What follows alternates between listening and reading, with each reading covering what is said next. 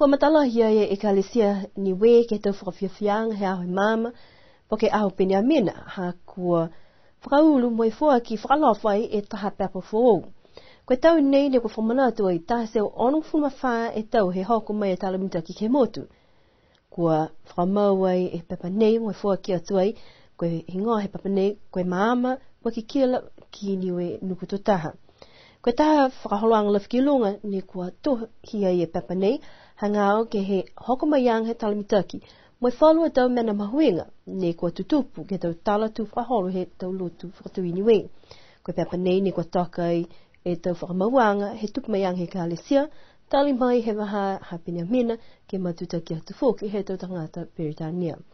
Koe taha whakamauanga nei fōki he lotu e kalesia, koe laulahi he tau mena ni kua tohia ki loto, whakapoto, mo e langata ki ai e matua whakawhakau ko Reverend Fellow Pahitongia.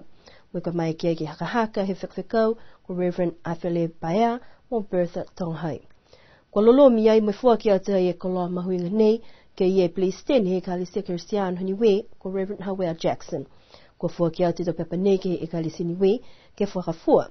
Koe tau tupe, ka maua mai, kua whakatoka ai ke fua ki atu fōki ke e kalesia ni we.